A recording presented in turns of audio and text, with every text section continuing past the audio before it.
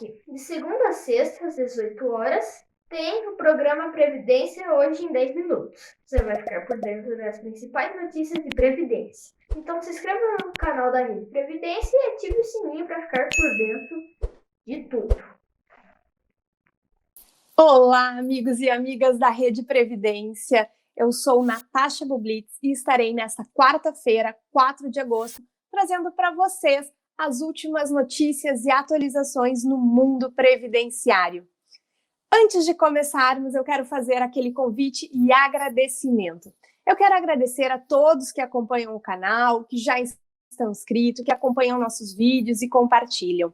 E ainda quero convidar você que ainda não está inscrito no canal para fazer sua inscrição, ativar o sininho para que possa receber os conteúdos assim que postados e também para que dê o like no conteúdo que gostou, compartilhe com quem acha que esse conteúdo vai agregar e somar. Dito isso, eu também quero convidar vocês para hoje, 4 de agosto, acompanharem às 19 horas o programa Caiu na Rede. O programa contará com os apresentadores do Previdência em 10 Minutos, respondendo as dúvidas que são postadas aqui no canal, aqui embaixo, no YouTube. Se você tem uma dúvida, deixa aqui na caixinha de mensagem, que serão respondidas hoje às 19 horas. Você também pode fazer perguntas ao vivo, então acompanha lá, te espero lá às 19 horas. Hoje eu quero trazer para vocês, entre as atualizações do mundo previdenciário, 2 projetos de lei, uma jurisprudência sobre a Emenda Constitucional 103 e como está a reforma da Previdência do Servidor Público de Santa Catarina.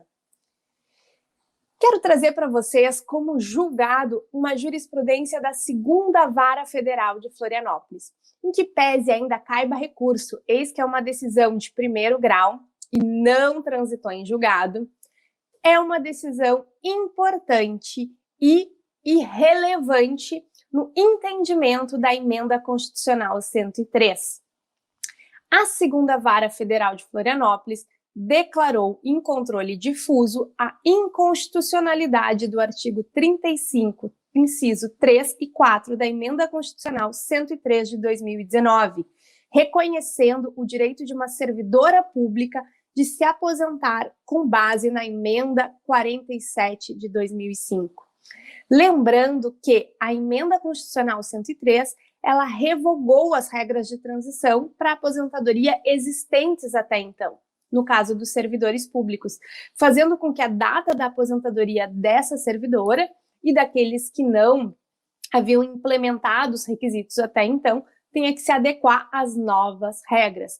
No caso dessa servidora, ela iria se aposentar em 2020, mas após a promulgação da reforma, passou para 2025. Então, essa servidora pública federal ingressou com uma ação alegando a inconstitucionalidade do artigo 35, alegando que também foi revogada essas regras de transições, trazendo uma situação mais gravosa para a aposentadoria integral, não tendo sido observado a segurança jurídica e a proporcionalidade, nem o direito adquirido dos servidores à observância das regras de transição anteriores. E aqui eu quero trazer para vocês um pouco dos argumentos utilizados pelo juiz federal Leonardo Cacau Santos, que julgou essa matéria.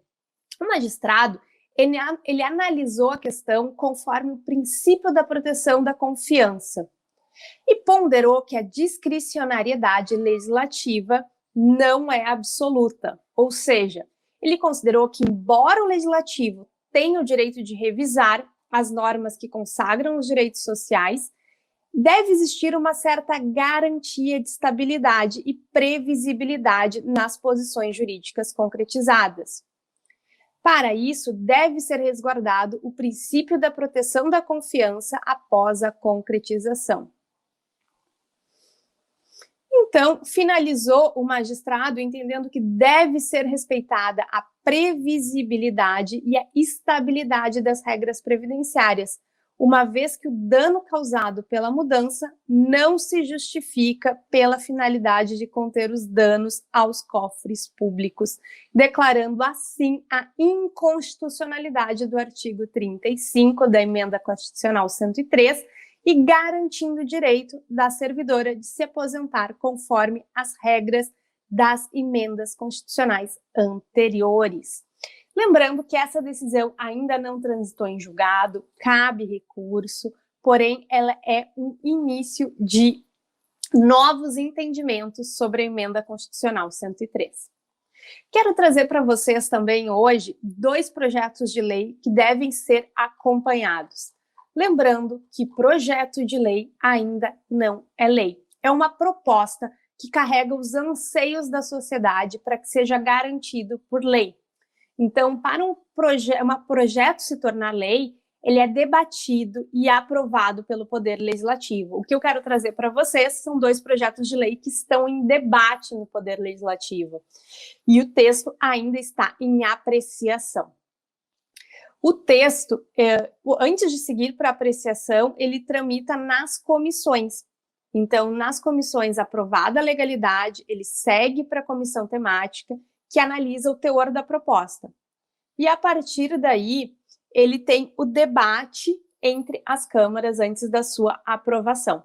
Eu trago aqui 2 projetos de lei para que vocês, tanto previdenciaristas como segurados, aposentados que acompanham, possam se manifestar e acompanhar esses projetos de lei. Lembrando que tanto no site do Senado quanto da Câmara dos Deputados existe a possibilidade de opinar sobre os projetos de lei. É só digitar o número do projeto de lei, entrar lá e se posicionar, se é a favor, contra, comentar. Dito isso, o projeto de lei 1919 de 21 visa incluir o trabalhador artesão como segurado especial da Previdência Social. O texto ele tramita na Câmara dos Deputados e ele busca enquadrar na categoria os trabalhadores que apresentarem a Carteira Nacional de Artesão. Então, a proposta, ela quer considerar como segurado especial o artesão que trabalha em regime de economia familiar, independente de residir em área urbana ou rural e que tenha renda menor que um salário mínimo.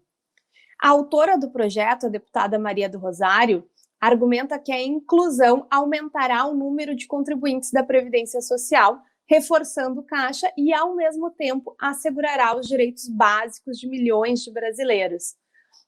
Ela pontua no projeto que, na última avaliação do IBGE, o Brasil contava com 10 milhões de trabalhadores artesãos, sendo que 80% deles eram mulheres.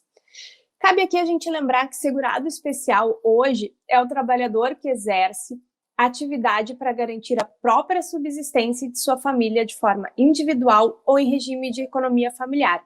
A maior parte está no meio rural, mas também são segurados especiais os indígenas e pescadores artesanais. Lembrando que esse grupo de segurados, desde 91, realiza uma contribuição correspondente a 1,3 sobre o valor bruto da comercialização do produto.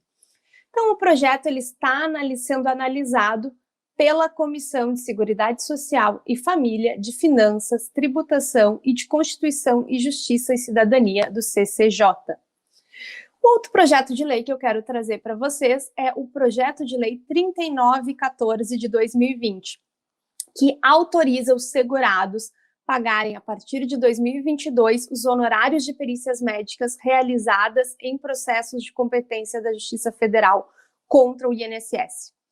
O projeto ele já foi aprovado na Comissão de Constituição e Justiça e Cidadania da Câmara e ele define que as perícias que sejam realizadas ou que ocorram até o final de 2021 tenham os honorários custeados pelo próprio segurado.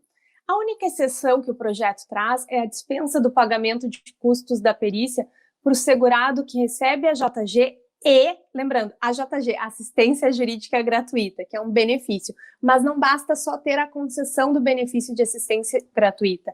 É necessário que cumulativamente, ou seja, 2 requisitos, comprove pertencer à família de baixa renda. Ou seja, o autor precisa comprovar uma renda familiar mensal per capita de até meio salário mínimo ou possuir renda familiar de até 3 salários mínimos. Nesta hipótese, a avaliação pericial será paga pelo Poder Judiciário. Caso não se enquadre, o segurado deverá arcar com esse pagamento. O texto, ele foi aprovado na Câmara dos Deputados, é o substitutivo do relator deputado Darcy de Matos ao projeto do deputado Irã Gonçalves. Antes de aguardar a análise do Senado Federal, ele ainda está em prazo para recurso. Esse projeto de lei, ele tem total ligação com um artigo que eu recomendo para que todos leiam, do desembargador federal Paulo Afonso Brum Vaz, em que ele, sobre a titulação da judicialização dos benefícios previdenciários por incapacidade, da negativa administrativa à retração judicial, traz ali no artigo o dado de que o INSS negou 3.311.615 benefícios entre fevereiro e outubro de 2020. E o benefício de incapacidade temporária representa 53,4% do total desses benefícios indeferidos neste período. Então, o aumento do adoecimento da população e as inúmeras negativas na via administrativas geram o aumento desses processos no judiciário, de forma que esse projeto de lei, vou repetir o número, 3914 de 2020, ele impacta e tem total relação com o acesso ao judiciário para a realização das perícias médicas, importante para apreciar benefícios por incapacidade. Por fim, trago também que a proposta da reforma de previdência do servidor público de Santa Catarina deve ser votada nesta quarta-feira. A sessão começa hoje às 14 horas, né, e tem início de votação às 16. Entre as principais mudanças do projeto é a contribuição de 14%, hoje cobrada de todos que estão na ativa, e também dos aposentados e pensionistas que ganham acima do teto do INSS.